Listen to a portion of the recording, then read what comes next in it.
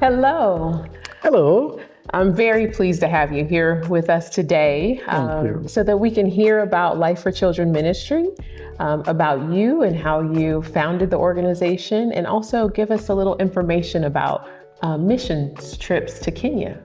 So maybe you start off by introducing yourself to us. Thank you so much, Dr. Kim. My name is Michael Agwanda, and it's always been a joy to be part of you that have been praying and supporting this ministry. Life for Children Ministry was begun in 2005, and today, about 17 years old, it's been able to take care of several thousands orphans through school, and we've been able to start microfinance. We've been able to support widows. We've been able to teach on matters of HIV/AIDS and how to avoid contracting HIV/AIDS.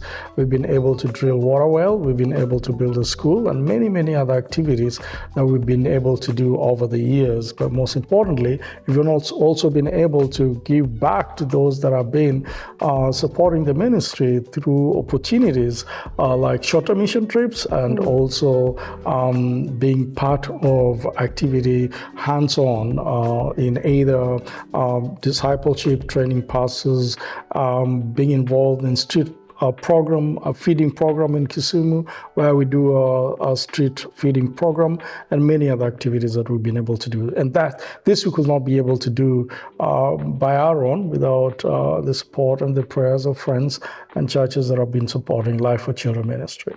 Well, great. That's wonderful to hear, Michael. Thank you so much for that overview. Can you share maybe just a brief story of some of your success stories around maybe orphans that were a part of your program and that have now gone on to become adults? Today, we have some of the first kids that we took when they were in 4th grade, 5th grade, and some of them have already cleared university today. We have nurses that have graduated from our program. We have teachers that have graduated from our program, high school teachers. We have middle school teachers that have graduated from our program. We have carpenters and we have welders and we have people who've also gotten into business. Some of them are working with legal offices.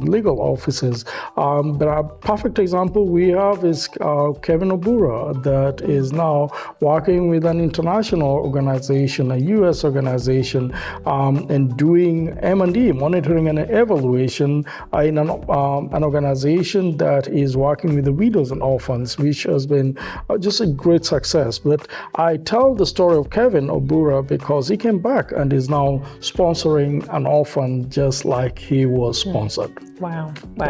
That's such a powerful story. I love hearing that. Can you tell us a little bit about your vision moving forward? You shared a bit about the work that you're doing now. What's on the horizon? First of all, we are very pleased to let you know, our donors, that we have a very strong base board members here in Georgia, and some of them now are coming from different states. And we have looked into a strategic plan for the next 5 years, and we have so much for the growth of the organization. But looking forward into 2024, there are a few things that the ministry is looking into doing almost on an immediate basis. And one of them is to build resources for the microfinance that literally empowers women and the widows that we're working with. The microfinance will enable them to do small businesses, and those businesses, they can be able to be self-sustainable and be able to feed their families. And remember that most of these guardians are also supporting us in the sense that they're the ones staying with the orphans that we're supporting amongst them. We're also looking into, we have now a school, St. Anthony Wachara Christian School, and in this school we have over 350 children in it. And these 360 children need some extra classrooms that we are hoping we'll be able to build next year. We want to invest on greenhouses. We already have 4 greenhouses. Our projection is to have 10 greenhouses within the school so that the school can be self-sustainable in terms of food, supply of food.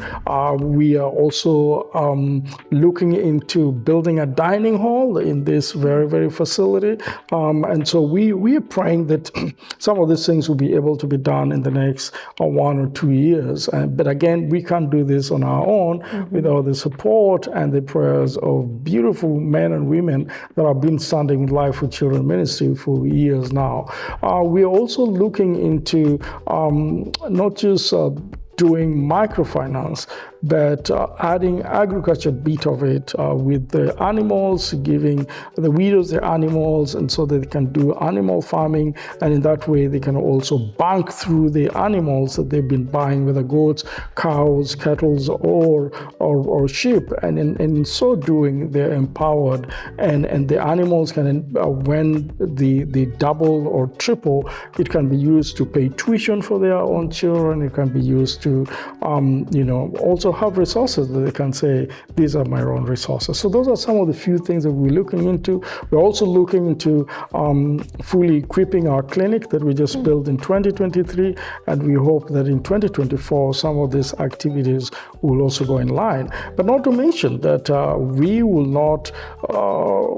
pray, really pray, that as you give us towards some of these projects, like building a classroom, a dining hall, microfinance, a greenhouse, that you come and see what your resources are doing.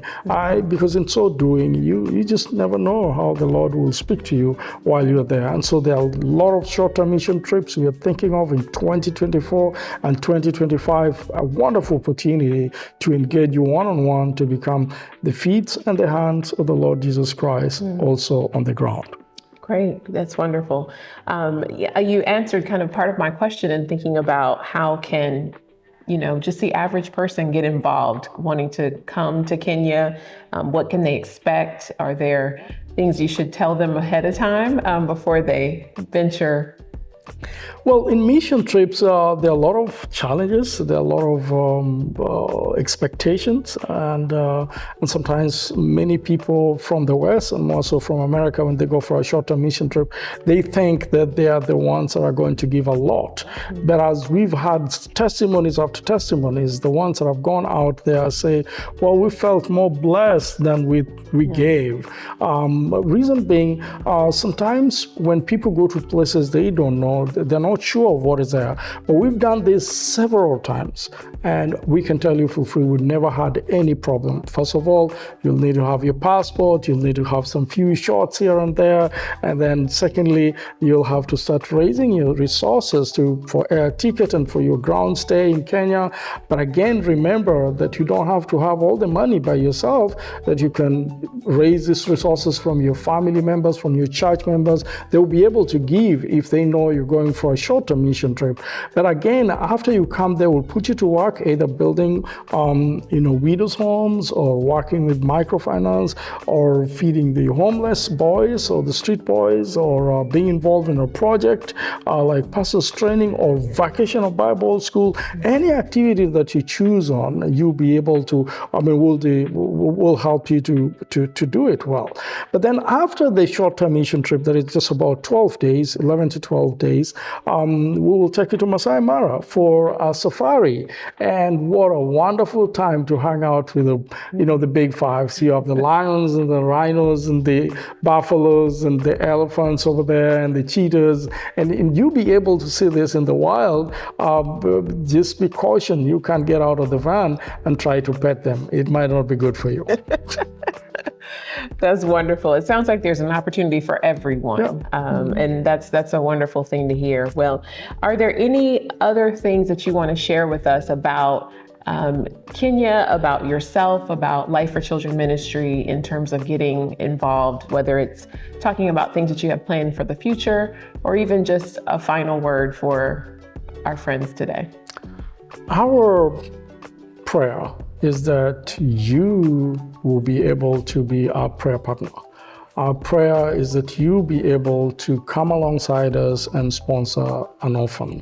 Sponsoring an orphan is $65 a month, and you can go on our website and you can see some of those kids that still need sponsors. Our prayer is that you'll also be a mission partner, that if you don't come, that you'll be able to support somebody that wants to come through a mission trip next year with Life for Children Ministry. Our prayer is that as the Lord leads you, that you'll be able to commit, to do a project, either build a home for a widow or purchase greenhouses, one greenhouse, or build a classroom, or build, and we will use your resources. If you give us money for projects, it will be dedicated for the project. We won't use it for any other thing. If you give us money for taking care of the orphans, it will be dedicated for the orphans, and that's how we've been able to work for the last 17 years. For those that have worked with us, the churches, the individuals, and the friends that have worked with us for all those years, they can attest to the fact that if you give us your resources, the resources will be used for what it is intended for. Great. Thank you so much for your time today. It was a pleasure speaking with you. Thank you. And we will continue to be praying in partnership with Life for Children Ministry moving forward. Thank you very much, Dr. Kim. I appreciate it.